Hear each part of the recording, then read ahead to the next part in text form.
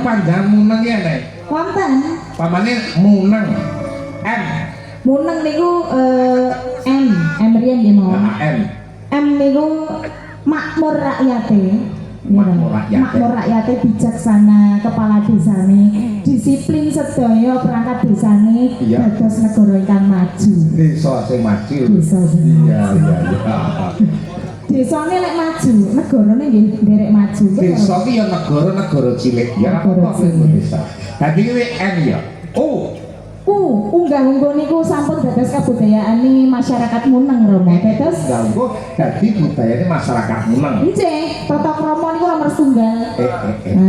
Ajen kinajenan hormat saling menghormati satu sama lain. Iya no. Nggih. Lanjut N. N menika nindakake pakaryan kanthi dasar sepi ing pamrih rame ing gawe. Dadose melakukan sesuatu niku tanpa mengharapkan imbal balik apapun dan dari siapapun ngoten Rama. Sepi ing pamrih rame gawe. Leres. Kok iso kaya semono ngelmu. Ki mau N ya, Nduk. N. Lanjut E. E menika endah papane, endah desane, endah Tegal sawahe niku mertandakne yen masyarakat desa Muneng menika sengkut gumregut anggenipun bangun desa Muneng. Ngancep menang roh lek munjar ngodo sok ge. Sinau. Banjur mak N. N malih. N menika nunggal karepe, nunggal rasane, nunggal gegayuhane supados desa Muneng menika langkung saged dados desa ingkang gemah ripah loh jinawi Rama. Plak saja.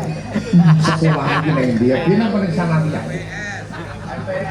Kula riyen PS dari Mas iki.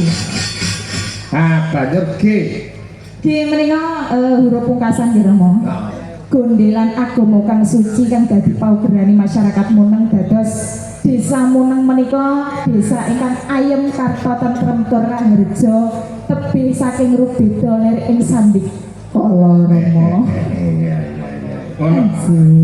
Mula nek wis kok jarwo dasake banjur men lestari. Nggih. Judule tembang Lestari. Wong iki kula nembang lestari. Ya. Nggih. Ya, diaturke kang apa Lestari, Mas?